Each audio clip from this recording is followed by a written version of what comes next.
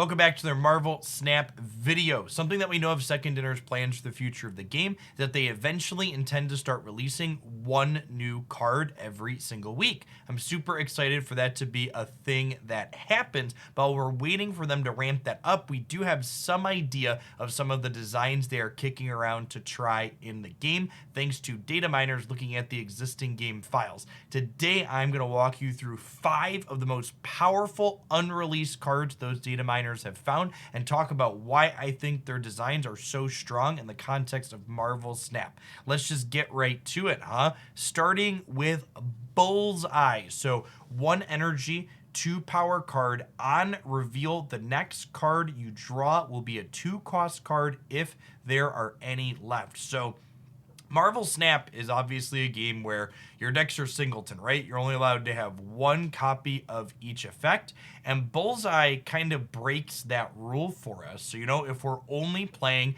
a single 2-drop in our deck, Bullseye on turn 1 effectively gives us another virtual copy of that 2-drop to play on the second turn. Imagine having your Daredevil on 2 more consistently, or Black Widow, or Collector, or Beast to play down the line. Just a variety of powerful things Bullseye can be picking up for you, and this type of consistency is very powerful in a game where we already see 75% of our deck in every given game. Speaking of consistency, Black Knight here would be an incredible consistency boost to the Destroy package. Not only would it be a card that doesn't mind getting blown up to feed your Carnage or make your death cheaper, but replaces itself by drawing a card when it does get blown up. Again, that consistency increasing, I think, is one of the more powerful things in Marvel Snap. We see these designs tend to be quite on the weak side with things like Adam Warlock and Crystal, and something like Black Knight that readily draws a card in a playable shell, I think would be an incredibly powerful addition to the game. In addition to added consistency, one of the other things that tends to be truly powerful is cost reduction. We see this with Sarah, making all of your cards just 1 cheaper, and Zabu kind of takes that to the next level. Ongoing, your 4-cost cards cost 2 less. This means if you play Zabu on curve on turn 3, you could play 2 4-drops on turn 4. You could play 2 more on turn 5, and in theory, if you have the cards available, you could play 2 more on turn 6. This card not only seems powerful, but it seems like a pretty interesting deck building puzzle. What does your deck look like to both maximize your draws where you have Zabu on 3, but also so it's functional in the games where you don't. This one with this templating feels like it's just waiting to be broken, and it's one that I would love to get my hands on. Speaking of cost reduction and Sarah and powerful things, Hitmonkey might be the most raw power of all of the cards that we've seen data mine. So on reveal, gains +3 power for each other card you've played this turn.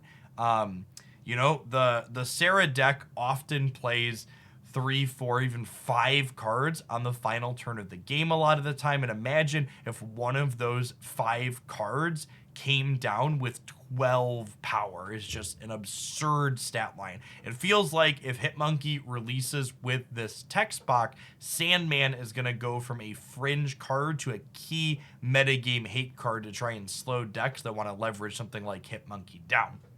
Finally, this might be not only powerful, but also kind of the craziest design lurking in the unreleased card so far, and that's Mephisto. So 6 energy, 0 power card. If you win this game, double your winnings. Obviously, anything with 0 power and a high energy cost goes, oh my gosh, Mr. Negative is correct with this card. And the Mr. Negative deck is arguably already one of the best 8 cube decks in Marvel Snap. Mephisto with this design will make it the best and only 16 cube deck in Snap. And God forbid you do something crazy with Moon Girl or something else, or cloning Vats or multiple Mephistos.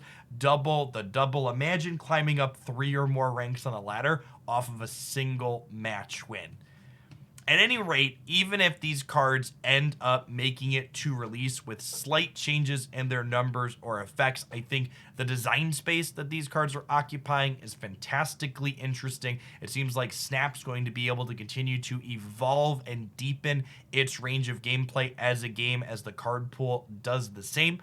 Which of these designs do you think are sweet? Which do you think is the most powerful? I'd love to know in the comments down below. And remember, if you enjoyed my analysis here, tap that like button. And if you're new to the channel, subscribe. I post Marvel Snap deck highlights, game news updates, and other tidbits like this 7 days a week here, and we wouldn't want you to miss anything. Thanks, as always, to the people that watch all the way through to the end of the video like this. Hopefully see you back around again real soon.